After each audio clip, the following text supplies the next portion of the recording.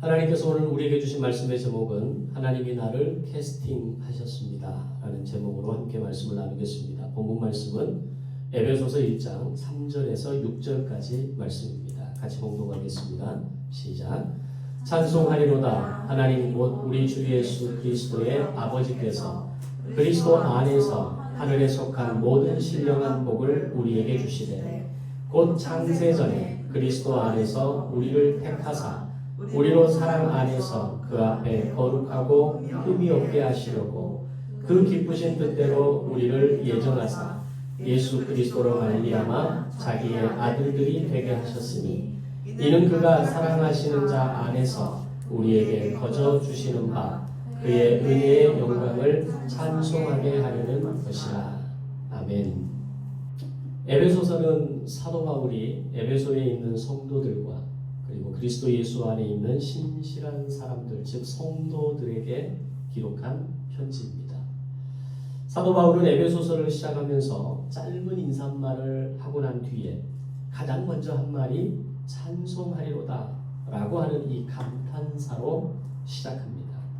그리고 이어서 자기 자신이 이렇게 찬송할 수밖에 없는 이유를 설명하면서 그 이유가 바로 예수 믿는 우리가 하늘에 속한 모든 신령한 복을 이미 받았기 때문이다 라고 말했습니다. 이 신령한 복의 첫 번째가 바로 창세전에 우리를 택하신 복이라는 것을 지난 주일의 말씀을 통해서 함께 나누어 보았습니다. 바울이 말한 이 창세전이라고 하는 이 말은 시간과 공간의 물리적 개념도 있지만 또 다른 의미에서 인간을 향한 하나님의 그 사랑의 크기와 깊이와 높이에 대해서 바울이 그때 당시에 그가 할 수 있는 표현으로 최고의 문학적인 표현이었다라고도 생각해 볼 수 있습니다. 마치 우리가 어린 시절에 친구와의 이야기를 나눌 때 그런 이야기 하죠. 하늘부터 땅까지 내가 더 많아. 하늘부터 땅까지 내가 이것을 걸고 내가 이런 것들이 너보다 더 세. 뭐 이런 것들을 이야기하면서 바로 그런 의미를 통해서 그 어떤 것도 넘어설 수 없는 그 깊이와 넓이 그리고 그 질량을 표현할 때 썼던 말들입니다. 그리고 단순한 예로 우리가 어떤 사람을 사랑하면 그 사람을 위해서 뭔가 일찍부터 준비하고 계획을 세우게 됩니다. 그리고 그 사람을 기쁘게 하기 위해서 내가 할 수 있는 모든 방법을 다 동원해서 미리부터 최선을 다해 준비하는 바로 그런 모습이 바로 이 창세전에라고 하는 단어 가운데 숨겨진 여러 가지 의미가 되겠습니다. 이와 같이 하나님께서 저와 여러분들을 당신의 자녀로 삼으시고 싶으셔서 이미 오래전부터 계획하고 준비하신 하나님의 마음을 사도 바울은 창세전부터 준비하셨다라고 표현했던 겁니다. 하나님은 우리를 택하시기 전에 우리의 도덕성을 먼저 점검하지 않으셨습니다. 하나님은 내가 얼마나 열심을 내는지 그리고 내가 얼마나 충성을 다해서 신앙생활을 하고 있는지 그 하나하나 체크하신 다음에 이 체크리스트가 다 채워지고 나서 내가 이런 이유로 너를 택하였다라고 말씀하시지 않았다라는 겁니다. 마치 이제 막 태어난 갓난아기를 바라보는 부모를 비롯해서 주변의 사람들이 그 아이가 아들인지 딸인지 상관없이 그리고 그 아이가 머리가 똑똑한지 아닌지 상관없이 그리고 그 아이가 건강한 아이로 태어났는지 장애인 아로 태어났는지 상관없이 그 아이가 외모가 이쁘고 잘생겼는지와는 아무런 상관없이 아이를 향한 부모의 마음은 그저 기쁘고 반갑고 경이로운 것처럼 하나님은 바로 그런 사랑 안에서 저와 여러분들을 택하셨다는 사실입니다. 아멘. 나를 향한 이 놀라운 사랑 창세전에 이미 나를 택하신 이 하늘에 속한 큰 복을 누리시는 우리 모든 성도들이 되시기를 주님의 이름으로 축복합니다. 자, 그렇다면 오늘 함께 나눌 하늘에 속한 두 번째 복은 과연 무엇일까요? 하늘에 속한 신령한 복 두 번째는 오늘 본문 5절에서 말씀합니다. 그 기쁘신 뜻대로 우리를 예정하셨다라는 겁니다. 하늘에 속한 첫 번째 복이 창세전에 나를 택하시고 하나님의 자녀로 삼으신 것이라면 두 번째 복은 그 택하심은 억지로 하신 것이 아니라 그가 가장 기뻐하시는 뜻대로 우리를 예정하셨다라는 겁니다. 이 예정이라고 하는 단어는 신학적인 주제인데 결코 쉬운 주제가 아닙니다. 그리고 이 예정론을 이야기하는 교단과 신학자마다 그 주장이 조금씩 달라서 쉽게 설명할 수 있는 단어가 아닙니다. 그래서 저도 목회를 하면서 이 예정론의 교리 그 자체에 대해서는 일반적으로 잘 말하지 않습니다. 이걸 성경이 명확하게 이야기하고 있다면 충분히 여러분에게 설명할 수도 있겠지만 이 예정론이라고 하는 이 신학적인 주제가 성경에서 명확하게 말하는 어떤 정확하게 설명하는 내용이 없다라고 하는 겁니다. 그래서 그만큼 어렵고 한 문장으로 짧은 시간 안에 표현하는 것이 어렵다는 겁니다. 그렇지만 우리가 에베소서를 이야기하면서 에베소서를 읽어내려가면서 이 예정론을 다루지 않는다. 이 예정에 대한 의미가 무슨 의미인가를 생각하지 않는다는 것은 마치 인간의 생명을 이야기하면서 심장을 빼고 이야기하는 것과 같다라고 말할 수 있습니다. 그럼 무슨 말이겠습니까? 예정이라고 하는 이 단어, 예정론이라고 하는 이 신학적 주제가 굉장히 어렵고 설명하기 어려운 주제이지만 그러나 절대로 빼놓고 그것에 대해서 생각하지 않고 이 에베소서를 이야기할 수가 없다라는 겁니다. 그래서 오늘은 이 예정론에 대해서 말씀을 드리면서 최대한 어느 한쪽으로 치우치지 않고 한번 여러분에게 설명해 보고자 합니다. 먼저 예정론은 크게 두 가지로 나눌 수 있습니다. 하나는 마틴 루터가 종교개혁을 시작한 이후에 그 바통을 이어받아서 이 개혁, 종교개혁의 마침표를 찍었던 존 칼빈이라는 신학자가 있습니다. 이름을 굳이 기억할 필요는 없고 그런 사람이 있다 정도만 아시면 됩니다. 그 사람이 말한 주장이 있고 또 하나는 지금의 감리교단을 창시한 존 웨슬레의 주장이 있습니다. 저희 교회는 장로교 교단이고 개혁주의 교단에 속해 있기 때문에 당연히 칼빈의 예정론을 지지하고 있고 감리교회, 성결교회, 침례교회 같은 교단들은 이 존 웨슬리의 예정론을 지지하고 있습니다. 물론 두 분 다 훌륭한 신학자이고 앞에서 언급한 교단들 전부 다 건강한 교단들 맞습니다. 그리고 그분이 주장했던 예정론에 대해서 제가 뭐가 맞다 틀리다라고 말할 수 있는 그런 쉬운 분들이 아닙니다. 워낙에 타고난 학자들이었고 대단한 신학자들이었고 그들이 이야기한 성경의 굉장히 많은 중요한 해석들을 지금도 각 교단에서 또는 개인적으로 많은 목회자들이 그것을 신뢰하고 따라가기 때문에 이 부분에 대해서 제가 이건 틀립니다. 이것은 이렇게 받아들여서는 안 됩니다라고 말하기는 어렵다는 얘기입니다. 그래도 오늘은 그들이 말하는 그 예정론에 대해서 조금 더 풀어서 설명드리면서 그들의 주장에 대해서 제가 받아들이기 어려운 부분에 대해서만 제가 생각하는 예정론을 덧붙여서 한번 설명해 보고자 합니다. 먼저 오늘의 주제인 예정론, 이 자체가 무엇을 말하는 것인가 라는 데서부터 이해는 출발되어야 합니다. 무엇을 의미하는지 알아야 이 두 개의 주장을 우리가 비교해 볼 수 있지 않겠습니까?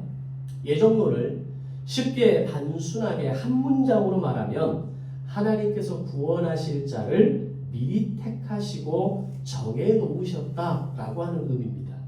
그럼 이 말을 뒤집으면 어떻게 해석할 수 있을까요?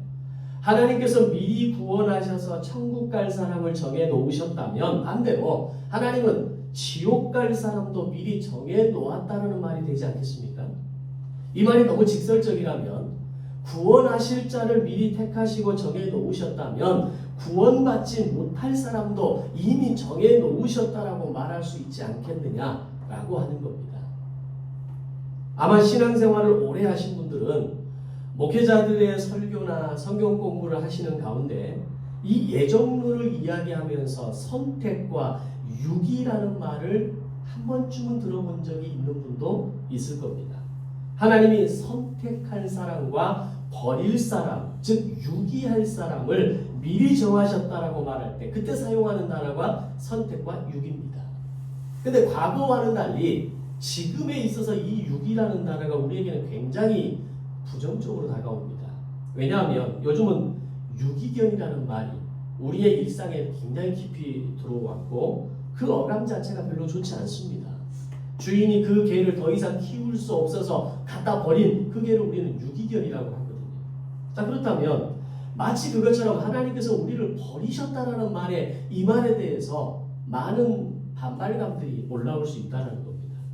그런데 예정론에 대해서 설명하는 이런 말을 들으면 내가 구원받은 사람이건 아니건 간에 여러분에게 어떤 생각이 먼저 드십니까? 여러분이 이 말을 들을 때 어떤 느낌이 먼저 올라오십니까? 창세전에 나를 택하셨다고 하고 태어나기도 전에 어떤 사람은 천국으로 가는 것이 정해졌고 어떤 사람은 태어나기도 전에 지옥으로 가는 것이 정해진 것이냐, 이게 과연 가능한 것이냐라는 반문이 먼저 올라오지 않겠습니까? 그리고 그렇게 단순하게 이원론적으로 구원의 대상을 결정을 하신 하나님은 정말 공의로우신 하나님이 맞느냐? 라고 하는 의문과 함께 아직 태어나지도 않은 상태에서 천국으로 갈 사람과 영원히 죽지 않고 계속해서 고통을 받고 경험하는 지옥으로 갈 사람을 결정하셨다면 과연 그 하나님을 사랑의 하나님이라고 말할 수 있느냐라는 겁니다. 저는 신학교를 다니면서 칼빈의 이 예정론에 대해서 들을 때마다 굉장히 마음이 불편했습니다. 또한 이미 선택을 받고 버림을 받는 것이 다 결정되어 있다면 성교는 왜 해야 되고 전도는 왜 해야 하는 거냐라는 이런 반감까지 저에게 올라왔습니다. 우리가 선교하고 전도할 때 누가 선택된 사람인지를 알고 전도할 수 있으며 하나님이 이미 다 선택하셔서 결정되어 있는 것이라면 지금 우리가 애써서 선교하고 전도하지 않아도 지금 당장은 그 사람이 신앙생활을 안 하고 있다 할지라도 언젠가는 교회로 돌아오지 않겠냐는 겁니다. 언젠가는 믿음을 결정하고 믿음의 삶으로 살아가는 것이 가능하지 않냐라는 논리도 성립되지 않느냐라는 겁니다. 어차피 다 그렇게 정해져 있다면 우리는 왜 불필요한 일을 해야만 하느냐, 이런 여러 가지 질문을 피할 길이 없었던 겁니다. 그래서 실제로 칼빈이 이 예정론을 이야기한 이후에 지난 500년의 시간 동안 칼빈은 계속해서 공격을 받습니다. 특히 존 웨슬리라고 하는 사람은 이 칼빈의 예정론에 대해서 굉장히 불편하게 생각했던 사람입니다. 존 웨슬리는 칼빈보다 200년 후에 태어난 사람입니다. 그도 역시 칼빈 못지않는 탁월한 신학자였고 신앙인이었고 학자로서 모든 사람들, 많은 사람들에게 존경받는 사람이었습니다. 그런데 그가 아무리 공부하고 연구해봐도 칼빈이 이야기한 이 예정론에 대해서 태어나기도 전에 이미 천국 갈 사람과 지옥 갈 사람이 다 정해졌다라고 말하는 이 칼빈의 예정론에 대해서 동의가 되지 않는 겁니다. 그래서 웨슬리는 바울이 에베소서를 통해서 말했던 이 예정론에 대해서 칼빈과는 전혀 다른 해석을 내놓게 됩니다. 그것은 하나님은 전지전능하시기 때문에 인간의 미래를 다 알고 계신다라는 겁니다. 그 하나님의 전능하심은, 전지하심은 시공간 안에서 제한되는 것이 아니라 심지어 그 생명이 태어나기 전부터 그 사람의 미래를 아시는 하나님께서 그의 인생을 천국 갈 사람, 지옥 갈 사람, 다시 말하면 구원받을 사람과 구원받지 못할 사람으로 구분하시고 선택하셨다라고 한 내용입니다. 이걸 존 웨슬리의 예정론이라고 이야기합니다. 자, 그렇게 듣고 보면 분명 칼빈의 주장보다는 좀 더 융하게 들려지고 칼빈이 이야기하는 것보다는 좀 더 일리 있고 합리적으로 느껴지지 않습니까? 그러면서 웨슬리는 로마서 8장 29절에 이렇게 기록하는 말씀, 하나님이 미리 아신 자들로 또한 그 아들의 형상을 본받게 하기 위하여 미리 정하셨다라는 표현을 씁니다. 이 말씀을 가져와서 자신의 예정론의 근거로 삼습니다. 하나님은 모든 것을 미리 아시는 전지한 분이시기 때문에 자신이 택한 그들이 하나님의 형상을 닮아가는 사람이라는 것을 알기 때문에 그를 하나님의 자녀로 구원받을 사람으로 택하셨다는 겁니다. 그렇게 보면 존 웨슬리의 예정론은 굉장히 합리적이고 이성적이고 논리적으로 받아들여질 만하게 들려지는 것이 사실입니다. 최소한 칼빈의 예정론보다는 좀 더 낫지 않습니까?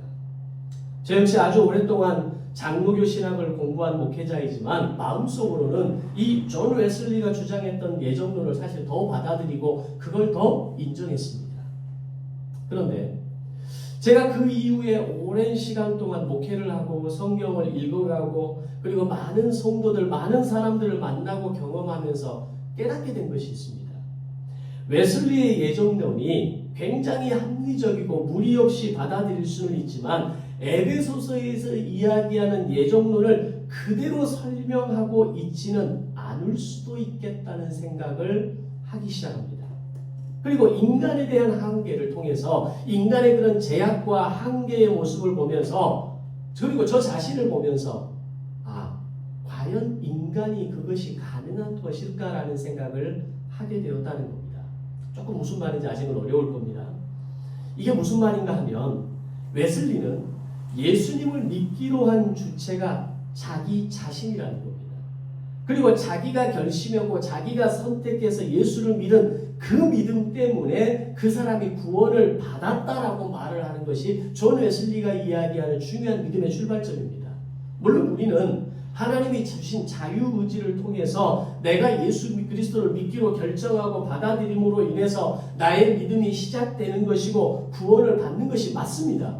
여기에 토를 달거나 이의를 제기할 필요는 없습니다. 그런데 웨슬리의 주장에 대해서 의문이 제기되는 것은 내가 예수 그리스도를 믿고 구주로 영접할 것을 선택할 수 있을 만큼 내가 가진 선택과 결정과 이 자유의지가 과연 온전한 것인가라고 하는 겁니다.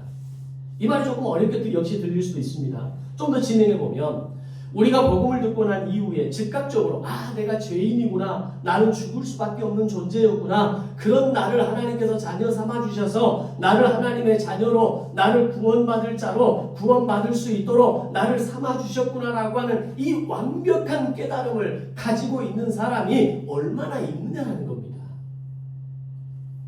그리고 예수를 믿기로 결단했던 그 순간 동시에 하나님이 나의 주인이시며 나의 아버지이십니다라고 완벽하게 고백할 수 있는 사람이 누가 있냐는 겁니다.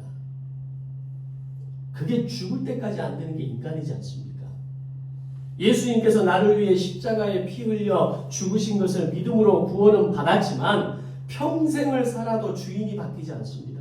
여전히 내가 내 인생의 주인으로 살아가고 내가 내 인생의 주도권을 잡고 살아가고 내가 여전히 내 인생의 모든 것에 결정권을 가진 사람으로 알고 살아가는 인생인데 그런 인생이 어떻게 하나님을 내가 믿음으로 결단하고 나의 믿음을 통해서 내가 구원받았다고 말할 수 있을 만큼 그렇게 완벽한 그렇게 온전한 인간의 모습을 가진 사람이 누가 있겠냐는 겁니다. 한번 저와 여러분 자신을 들여다보십시오.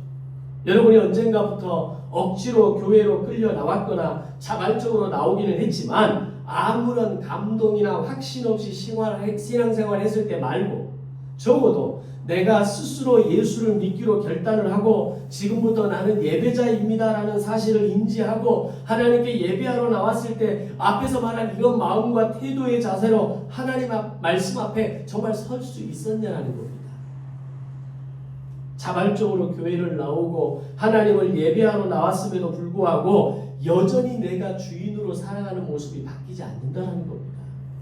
오늘날 정광훈 씨 같은 사람들 그리고 소위 극우 지지자들이라고 이야기하는 그 다수의 기독교인들이 그들에게서 문제가 뭘까요? 그들에게 구원이 있냐 없냐를 얘기하고 싶지는 않습니다. 적어도 구원이 있고 없고의 문제는 별개의 문제라면 오늘 그들에게 있어서 그런 극단적인 모습들 정말 교회를 다닌다라고 이야기하고 어느 교회의 성도라고 이야기하는데 법원재판소에 휘발유를 뿌리고 거기에 불을 붙여서 불을 붙이는 행동을 하는 이런 모습을 보면서 우리는 그 사람이 과연 믿음이 있느냐라고 하는 그 믿음이 정말 참된 믿음이라고 하는 것에 대해서 의문을 제기할 수밖에 없다는 겁니다. 그건 굉장히 극단적인 행동이고 오늘 우리의 삶으로 돌아왔을 때 오늘 내가 하나님을 믿는다고 하면서도 나는 하나님의 자녀라고 이야기하고 나는 믿음으로 결정했다고 말하는 그 이후의 삶에 있어서 우리는 정말 온전한 믿음으로 하나님의 주인 되심을 인정하고 하나님의 그 생명권을 인정함으로 인해서 믿음으로 살아가는 인생이 가능하냐는 겁니다. 실제로 그런 모습이 되기까지는 아주 오랜 시간이 걸립니다. 지금 많이 나아졌다고는 하지만 여전히 우리는 그 과정 속에 있는 것 아닙니까? 저 자신을 돌아봐도 제가 지금까지 시간들을 통해서 많은 연단이 있고 많은 고뇌가 있고 그 속에서 단련이 있고 그나마 10년 전보다 1년 전보다 지금 좀 더 나은 모습이지만 여전히 제 안에는 제가 살아 있습니다. 순간순간 욱하고 올라오는 어떤 저의 주도권이 있고 그 주도권 싸움에서 자존심 싸움에서 지지 않으려고 하는 나의 나됨이 여전히 내 안에 있는 겁니다. 그런 나의 믿음의 수준이 내가 구원을 나의 그 믿음의 수준으로 말미암아 구원받았다라고 말할 수 있는 그 온전함이 나에게 있냐라는 겁니다.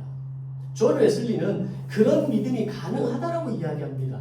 적어도 그런 믿음이 있기 때문에 인간의 믿음과 그 선택과 결단을 통해서 그 믿음을 통해서 구원받았다, 구원받을 수 있다라고 말했던 겁니다. 바로 여기에 존 웨슬리의 주장에 약점이 있다는 겁니다. 인간은 그렇게 완벽한 존재가 될 수 없습니다. 100번 양보해서 온전한 존재도 될 수 없습니다. 끊임없이 실수하고 끊임없이 돌이키고 끊임없이 돌아가는 것이 우리의 인생입니다. 그런 인간의 선택이, 그런 인간이 선택하고 결정한 믿음이 얼마나 온전할 수 있으며 절대로 변하지 않는다고 말할 수 있는 믿음이 과연 어디가 있겠습니까? 나는 절대로 그렇게 하지 않겠다고 말하지만 나중에 보면 다 자기 마음의 소견에 옳은 대로 행하는 것이 인생 아닙니까? 그런 믿음으로 어떻게 구원받을 수 있는 자격이 있다고 말할 수 있으며 그런 믿음을 보시고 창세전부터 우리를 택하셨다고 말하는 이 존 웨슬리의 예정론이 과연 옳은 것이냐라는 반문을 저는 다시 하게 되는 겁니다. 그렇다면 웨슬리의 예정론에는 한계가 있는 겁니다. 그 말이 굉장히 무난하고 합리적이고 그럴듯하게 포장해 주지만 그것이 성경이 말하는 에베소서가 말하는 강력한 예정론에 대해서 정확하게 제대로 관통하는 표현이 될 수는 없다는 겁니다. 사도 바울은 에베소서 2장 8절에서 이렇게 말합니다. 너희가 그 은혜로 인하여 믿음으로 말미암아 구원을 받았느니라. 자, 여기서 은혜가 먼저입니까? 믿음이 먼저입니까? 은혜가 먼저죠. 은혜가 먼저이고 은혜가 믿음으로 주어졌다라고 이야기합니다. 은혜로 말미암아 믿음이 생겼고 그 믿음으로 말미암아 구원을 받았다고 이야기합니다. 이것이 너희에게서 난 것이 아니요 하나님께서 너희에게 주신 선물이다라고 이야기합니다. 다시 말하면 믿음이라고 하는 것, 믿음으로 말미암아 구원을 받았다라고 하는 것은 나로 인하여 난 것이 아니라 하나님의 선물로 우리에게 주어진 것이라는 겁니다. 그렇다면 분명한 것은 구원은 내가 믿어서 구원이 시작되었다라고 말하지만 엄밀하게 말하면 내가 믿어서 구원을 받게 된 것이 아니라 내가 믿음을 선택하고 결정해서 구원을 받게 된 것이 아니라 그것은 그냥 사인입니다. 우리가 눈으로 볼 수 있는 구별할 수 있는 징조입니다. 그런 모습을 보면 내가 내 스스로를 보면서 내가 그때쯤에 구원받았을 거야. 그때 내가 구원을 받은 확신이 나에게 생겼어 라고 말하지만 분명한 것은 그게 먼저가 아니라 구원이 하나님이 우리에게 주신 선물이라는 것에서부터 먼저 시작됐다는 겁니다. 이걸 우리가 잘 이해해야 됩니다. 이것은 내가 믿을 수 있어서 그런 힘과 인격이 있어서 구원받은 것이 아니라 나로 하여금 예수님을 믿게 해주신 겁니다. 믿어지기 시작한 겁니다. 그래서 내가 구원을 받게 되었다는 겁니다. 자, 상식적으로 생각해 보십시오. 하나님께서 천지를 창조하셨다. 이게 믿어질 만한 내용입니까? 하나님께서 첫째 날, 둘째 날, 셋째 날, 마지막 여섯째 날에 인간을 만드셨다라고 말하는 이것이 논리적으로, 이성적으로, 합리적으로 수용할 수 있는 내용입니까? 믿어질 내용이 아닙니다. 그런데 어느 날 놀라운 일이 일어납니다. 그것이 믿어지기 시작합니다. 그것이 내게 이성과 논리와 합리라고 하는 이 프리즘을 통과하지 않고 그대로 내 안에 들어왔음에도 불구하고 그것에 대해서 내가 아멘이라고 말할 수 있는 어느 극적인 시점이 있다는 겁니다. 그게 믿음입니다. 그 믿음이 내 믿음입니까? 아니죠. 하나님이 나로 믿게 해주신 겁니다. 나에게 그것을 믿을 수 있는 기적을 허락하신 겁니다. 그래서 믿음을 다른 말로 미러클이라고 이야기합니다. 기적이라고 이야기합니다. 기적이 없이는 절대로 믿어질 수 없는 사건과 내용들이 성경에 무수하게 기록되어 있는 겁니다. 존 웨슬리의 주장에 있어서는 바로 그 부분이 간과되어 있는 겁니다. 하나님이 우리를 창세전에 택하심으로 믿음이 나에게 주어졌고 어느 날 나에게 예수님을 만날 수 있는 그 믿음이 내 안에 들어온 겁니다. 그래서 우리는 그 믿음에 반응하는 어느 순간 그 구원이 나에게 이루어졌고 내 안에 예수님이 계심을 확인하게 되는 겁니다. 따라서 구원은 창세 전부터 하나님의 마음속에 있었던 은혜이며 선물이었습니다. 우리는 그 하나님의 일방적인 은혜로 구원의 선물을 받은 것입니다. 이렇게 칼빈의 주장도 웨슬리의 주장도 온전할 수 없는 겁니다. 그분들을 제가 무시하거나 그분들의 주장이 틀렸다라고 반박하는 게 아니라 그들의 주장마저도 온전할 수 없다는 겁니다. 저 역시 앞에서 표현한 이 두 분의 신학과 주장에 대해서 도전을 하지만 그럼 정확하게 당신이 그럼 예정론에 대해서 한번 설명해 보세요라고 말하면 저도 설명하기 어렵습니다. 분명한 것은 하나님이 택할 사람과 버릴 사람을 결정해 놓으셨다는 말에는 저는 동의할 수 없습니다. 만약에 성경에 명확하게 그렇게 쓰여 있다면 무조건 아멘 합니다. 왜? 그게 믿어지니까요. 천지창조도 믿어졌는데 이게 왜 안 믿어지겠습니까? 성경이 그렇게 기록하고 있다면 믿을 수밖에 없습니다. 그러나 그것은 칼빈 신학자의 해석에 불과하고 존 웨슬리의 해석에 불과하기 때문에 그대로 온전하게 저는 받아들일 수는 없다는 겁니다. 웨슬리의 주장도 마찬가지입니다. 합리적이고 무난하지만 거기에는 인간의 선택이 너무나 완전하게 그리고 너무나 강하게 드러나고 있다는 겁니다. 인간이 충분히 그럴 만한 힘을 가지고 있다라고 표현하고 있다는 겁니다. 인간의 믿음과 인간의 선택만으로 얼마든지 구원의 역사는 시작될 수 있다라고 말하는 것처럼 보여지는 약점이 거기에 있다는 겁니다. 인간은 절대로 완전할 수도 온전할 수도 없기에 저는 동의할 수 없는 겁니다. 내가 끝까지 당신과 함께 하겠습니다라고 말하는 사람들도 언제까지나 영원히 함께 하지 않습니다. 사람은 언젠가는 만나고 헤어지는 것이 인생입니다. 설령 이 땅에 사는 동안 헤어지지 않는다 할지라도 죽음으로 우리 인생은 헤어지는 겁니다.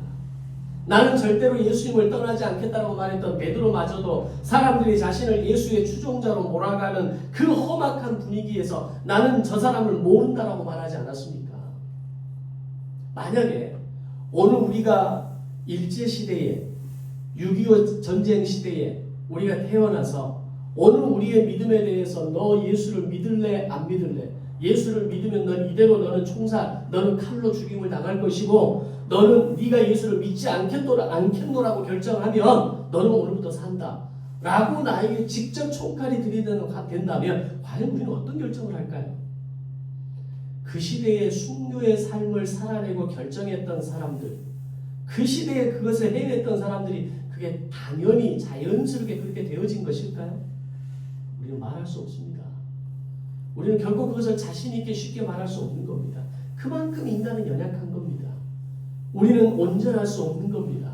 나의 믿음을 명확하게 이거다라고 설명하고 그것을 나는 확실하게 증거한다라고 말할 수 없는 것이 인간의 한계라는 겁니다. 거기에 하나님의 예정론이 함께 들어가야 합니다.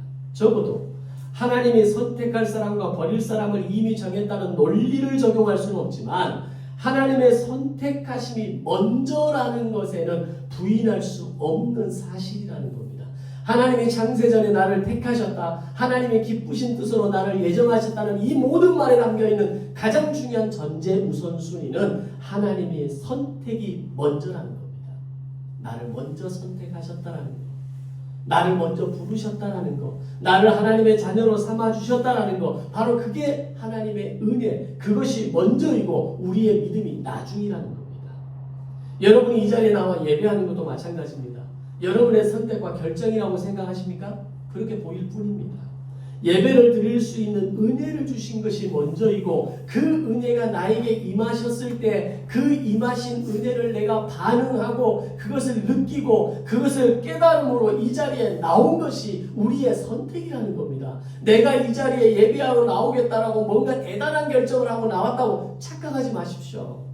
오늘 우리 자리가 이 자리에 예배할 수 있는 것도 하나님의 은혜가 먼저이고 감동이 먼저이고 내게 주신 그 은혜의 구원의 선물이 먼저라는 겁니다. 그것을 민감하게 깨달은 사람은 예배를 포기하지 않습니다. 그것을 민감하게 느끼는 사람은 오늘 예배가 기쁨으로 참여하는 예배가 되는 겁니다. 그런데 이것을 깨닫지 못하면 그냥 억지로 나와서 그냥 어떻게 예배하는 그 모습으로 우리는 살아갈 수밖에 없는 겁니다. 하나님의 예정, 하나님의 은혜, 하나님의 선택이 먼저입니다. 우리는 거기에 반응해서 예수를 믿기로 결단하고 받아들이고 있는 것입니다. 그렇게 생각하고 오늘 본문을 보면 그 기쁘신 뜻대로 우리를 예정하셨다는 말씀이 이해가 됩니다. 나의 온전한 믿음을 보시고 먼저 택하시고 미리 예정하신 것이 아니라 비록 불완전하지만 비록 연약하지만 비록 원수되었지만 우리는 하나님의 완전하심으로 나를 선택해 주셨고 나에게 은혜를 주셔서 우리를 믿음의 삶을 살도록 이끌어 주셨던 겁니다. 어쩌면 이것이 제가 여러분에게 유일하게 표현할 수 있는 예정론의 결론입니다. 그 이상을 표현할 수 있는 방법이 저에게는 없습니다.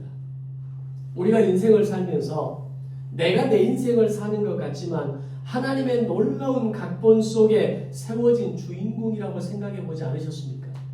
그것이 바로 나의 인생을 향한 하나님의 예정이라는 겁니다. 내가 오늘을 사는 것 같고 내가 결정해서 선택한 결과인 것 같고 내가 내 인생을 내 마음대로 할 수 있다고 생각하지만 이 모든 것이 하나님이 써내려가는 각본 속에 있는 예정의 큰 틀 가운데 있는 모습이라는 겁니다. 이런 나의 인생을 향한 하나님의 예정하심을 받아들일 수 있다면 바로 그것이 하나님의 기쁘신 뜻대로 부르심을 받은 자의 삶으로 살아가는 모습이 되는 겁니다. 세상 사람들은 이것을 운명론이라고 이야기합니다. 이미 다 정해져 있는 삶을 사는 것이라고 이야기하고 그것을 운명적인 삶이라고 이야기합니다. 그러나 세상이 말하는 운명론과 하나님이 말씀하시는 예정론이 분명하게 다른 것은 우리의 연약함으로 다 할 수 없지만 어느 날 내 삶을 돌아보니 아픔 속에서도 고통 속에서도 하나님의 눈물과 근심이 하나님의 나의 동행하심이 나를 이끌어 오셨다는 것을 보게 되는 것이 예정론이라는 겁니다. 하나님의 은혜와 도우심이 나를 이끌어 오셨다는 걸 깨닫게 될 때 우리는 비로소 아멘할 수 있는 겁니다. 로마서 8장 28절에서 이렇게 말씀합니다. 하나님께서 사랑하는 자, 그 뜻대로 부르심을 입은 자들에게 모든 것이 합력하여 선을 이룬다는 말씀이 있습니다. 이게 바로 예정론입니다. 운명론을 믿는 사람은 인생을 살 때 다큐처럼 살지만 예정론을 믿는 사람은 영화 같은 인생을 사는 겁니다.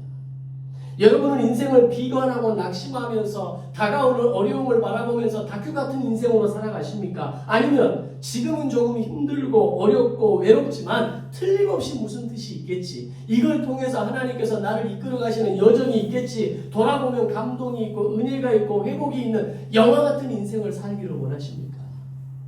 우리가 영화를 보는 이유가 뭡니까? 그 영화를 보면서 간접 체험하는 것 아닙니까? 나도 저런 영화 같은 삶을 살아야겠다. 저런 영웅 같은 모습을 살아야 되겠다. 저런 아름다운 멜로 같은 사랑을 해야 되겠다. 저런 아름다운 가정의 모습을 나도 본받고 싶고 나도 내 삶 가운데 그런 영화 같은 인생을 살고 싶다는 마음으로 우리 영화 보지 않습니까? 대리만족입니다.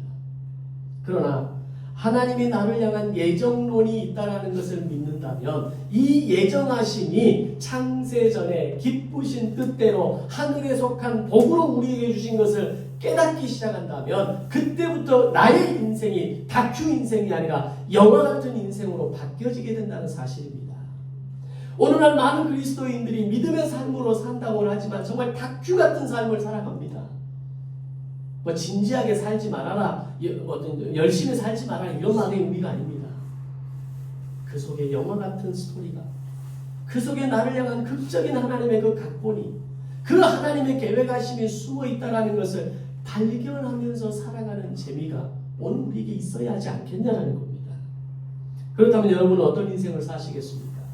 모든 성도들이 하나님의 아름다운 예정론 안에서 영화 같은 인생을 사시기를 주님의 이름으로 축복합니다. 아멘. 그래서 인생의 마지막 종점에 이르렀을 때 지나온 인생을 회고하면서 은혜를 발견하고 고백하고 나를 통해 써내려가신 연출자 되신 하나님의 지휘 아래 아름다운 이 땅의 생을 마감하고 영원한 천국으로 입성하는 이 하늘에 속한 큰 복이 오늘 성도에게 주어진 복이라는 겁니다. 결국 에베소서에서 언급하는 예정을 믿는 사람, 그리스도 예수 안에 있는 신실한 사람들은 하나같이 영화 같은 인생을 사는 사람들입니다. 그리고 그 인생은 해피엔딩으로 끝나게 될 것입니다. 왜냐하면 내 인생의 연극을 써내려가시는 최고의 작가이고 이 연극 영화의 총제작을 담당하는 연출자가 하나님이시기 때문입니다. 하나님의 그 각본이 완벽하게 짜여져 있는데 우리는 왜 자꾸 내가 만든 부족한 각본 속으로 내 인생을 몰아넣으려 하느냐는 겁니다. 올해 연초를 시작하면서 제가 염려와 근심, 낙심에 대한 설교를 함께 나눴습니다. 우리 인생의 각본 속의 스토리가 존재하는 대부분의 스토리는 뭡니까? 염려와 낙심과 절망입니다.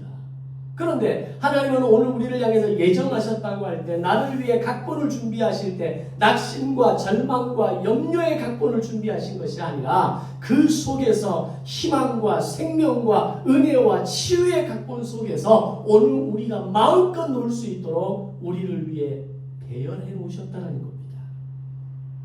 우리를 위해 각본을 써놓았다는 말씀은 우리를 로봇으로 살도록 만들어 놓으셨다는 말이 아니라 때로는 우리의 실패와 성공과 잘못된 선택조차도 심지어 죄와 허물조차도 다 합력하여 선을 이루어 가시는 영화 같은 인생을 하나님께서 만드시고 그것을 결심하시고 오늘 우리를 위해서 예정하셨다는 겁니다. 아멘. 이것을 믿을 수만 있다면, 이것을 우리가 신뢰할 수만 있다면 우리의 믿음의 질은, 우리의 인생의 퀄리티는 훨씬 더 올라가게 될 겁니다. 저는 그런 하나님의 예정을 믿습니다. 창세전부터 나를 택하셨음을 믿고 그 기쁘신 뜻대로 우리를 예정하셨다는 것을 믿음으로 받아들인다면 오늘 저와 여러분은 영화 같은 인생을 살게 될 줄로 믿습니다. 저희 장인어른이 마지막 임종을 앞두고 계실 때 그런 말씀을 했습니다. 다 잘 될 거다. 하나님이 나도 잘 되게 하셨고 우리 자녀들도 잘 되게 하실 것이고 그리고 저를 보면서 정 목사도 잘 되게 하실 거다. 지금 돌아보니 그 말씀이 성경적인 예정론이었습니다. 하나님은 우리의 인생을 잘 되게 하실 겁니다. 오늘 우리의 인생을 향해서 잘 해주실 겁니다. 왜? 우리를 향한 완벽한 각본, 해피엔딩의 각본을 하나님은 짜 놓으시고 우리가 그 인생을 살아갈 수 있도록, 그러다가 때로는 실수하고 곁길로 빠질지라도 다시 원길로 본길로 돌아올 수 있도록 사람을 붙이시고 환경을 붙이시고 상황을 붙이시면서 우리를 다시 안전한 그 원래의 해피엔딩의 길로 돌아오게 하실 것이기 때문입니다. 인생은 해피엔딩 영화여야 합니다. 세상의 인생 영화는 새드 엔딩이 있지만 하나님이 직접 연출하시는 그리스도의 인생이, 그리스도인의 인생에는 새드 엔딩이 없습니다. 오직 해피 엔딩만 있을 뿐입니다. 사랑하는 성도 여러분, 그 해피 엔딩의 영화의 주인공처럼 살고 싶지 않으십니까? 왜 아무런 존재감 없는 지나가는 행인 1, 2, 3로 살려고 하십니까? 주님이 우리를 하나님이 직접 쓰신 그 각본의 주연 배우로 캐스팅하셨습니다. 오늘 나를 주인공 삼아주셨다는 겁니다. 나를 향한 그 예정론의 가장 중요한 핵심은 나를 주인공 삼아주셨다는 겁니다. 여러분들은 저의 인생에 있어서 모두 조연 같은 존재이지만 여러분들의 입장에서 보면 제가 여러분의 인생의 조연입니다. 우리를 그렇게 만나게 하신 겁니다. 나의 인생에서는 내가 주연이지만 다른 사람의 인생에서는 내가 훌륭한 조연의 역할을 통해서 서로가 서로의 완벽한 영화를 만들어가는, 하나님의 그 각본을 써내려가게 만드는 중요한 배역들을 우리에게 맡기신 겁니다. 로마서 12장이 시작하는 말씀을 보면 이렇게 기록합니다. 너희는 이 세대를 본받지 말라. 마음을 새기고 마음을 새롭게 하고 이 세대를 분별하라. 서로 사랑하고 서로 우애하고 서로 존경하고 서로 존경하기를 먼저 해라. 이런 말씀을 합니다. 자, 이런 말씀을 읽으면, 이런 말씀과 유사한 성경의 말씀을 읽으면 여러분 어떻게 생각하십니까? 여러분 어떤 마음이 먼저 올라오십니까? 아니 어떻게 저걸 잘 지켜? 아니 나는 이렇게 힘들게 신앙생활하고 싶지 않은데, 나는 좀 느슨하게 좀 내가 힘들고 어려울 때 교회에 와서 기도하면서, 또는 내가 어렵고 힘들 때 집에서 조용하게 기도하면서 내 나름대로 럭셔리하게 우아하게 성경책 읽어가면서 그렇게 신앙생활해도 되는 거 아니야? 왜 그렇게 좀 복잡스럽게 그렇게 좀 정말 그 어려운 내용들을 다 지키면서 살아야 해? 라고 하는 마음이 든다면 그게 조연 인생입니다. 그런데 어떤 배우들은 이렇게 얘기합니다. 이렇게 많은 대사를 저에게 주십니까? 고맙습니다. 저에게 이렇게 많은 이야기를 할 수 있는 이런 많은 대사들을 제가 지금 쏟아낼 수 있는 이런 기회를 주셔서 너무 감사합니다라고 표현합니다. 배우들의 가장 큰 희망이 뭡니까? 정말 좋은 작품에 출연하는 것 아닙니까? 그리고 그 작품에 출연해서 단 한마디라도 더하기 위해서 몸부림을 치지 않습니까? 그래서 그런 소위 말하는 상황들을 한 번씩 들어보셨을 거예요. 주어진 대사는 한 줄인데, 한마디인데 그걸 어떻게 하면 더 많이 해볼까? 어떻게 하면 1초라도 더 길게 해볼까? 그런 에피소드를 가끔 이야기하는 배우들이 있습니다. 그러나 진짜 주연 배우들은 그 대본을 암기하고 또 암기하고 연기로 녹여내기 위해서 밤낮으로 연습하고 또 연습합니다. 그리고 마침내 작품을 찍는 날이 다가오면 최선을 다해서 메소드 연기를 뽑아냅니다. 마지막 감독이 컷하는 순간까지 반복하고 또 반복합니다. 그것이 바로 믿음의 삶을 살아가는 방법입니다. 그것이 바로 주인공 인생을 살아가는 영화 같은 인생의 삶이 되는 겁니다. 하나님이 나를 창세전에 선택하신 이유에 대해서, 그리고 그분의 기쁘신 뜻대로 나를 예정하신 이유에 대해서 우리는 알지 못합니다. 저도 모르겠습니다. 그건 천국 가서 물어보시면 됩니다. 우리가 인생을 살면서 이 인생, 우리가 살아가는 이 현실의 시간 가운데 모든 답을 다 알고 사는 것보다 그래서 중요한 몇 가지 비밀은 좀 가지고 가서 하나님 그때 그게 뭡니까? 왜 저한테 그렇게 그때 하셨을까요? 그때 그 시간이 제가 지금도 좀 이해가 안 됩니다. 성경이 말하는 예정론이 뭡니까? 하나님께서 그 아브라함에게, 야곱에게, 요셉에게 또는 성경에 나오는 사도 바울 수많은 사람들에게 그런 어떤 부분에 대해서 말하는 이유가 뭡니까? 왜 그 시간이 그들에게 있었습니까? 적어도 그렇게 주고받을 수 있는 이야기거리가 좀 남아있어야 하지 않겠습니까? 그렇게 본다면 예정론은 우리에게 정말 아름다운 고민의 주제입니다. 적어도 우리가 알고 깨달은 것만큼이라도 살아낼 수 있다면 그건 예정론을 우리는 잘 이해하고 있는 겁니다. 성경이 명확하게 얘기하지 않았다는 것은 고민이 필요하다는 얘기입니다. 예정론을 정확하게 이야기했다면 그건 고민할 필요 없이 받아들이면 되는 겁니다. 그러나 예정이라는 말을 쓰기는 썼는데 그게 이거야 라고 말하지 않았다는 건 우리는 이 땅을 살면서 끊임없이 예정에 대해서 고민하면서 하나님이 만들어 놓으신 그 각본을 고민하면서 그 각본의 주인공으로 내가 어떻게 살아야 될 것인가를 거룩한 고민을 통해서 살아야 할 책임을 우리에게 주셨다. 이렇게도 생각해 볼 수 있는 겁니다. 중요한 것은 하나님은 나를 주인공으로 캐스팅하셨고 나를 주인공으로 선택했기 때문에 여러분들은 하나님이 주신 각본과 대본대로 열심히 살아내어야 가장 아름다운 영화, 성공적인 영화, 흥행하는 영화를 우리는 만들어낼 수 있는 겁니다. 우리는 그 영화의 장면들을 모세를 통해서 보지 않습니까? 사도 바울을 통해 보지 않습니까? 많은 믿음의 사람들이 살아가는 오늘 이 21세기의 시간 가운데에서도 그렇게 살아가는 영화 같은 인생을 우리는 가끔 듣지 않습니까?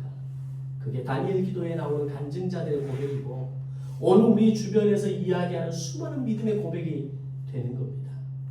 여러분들이 이 한 해를 살아가시면서 그런 영화 같은 인생의 주인공으로 살아가시기를 주님의 이름으로 축복합니다.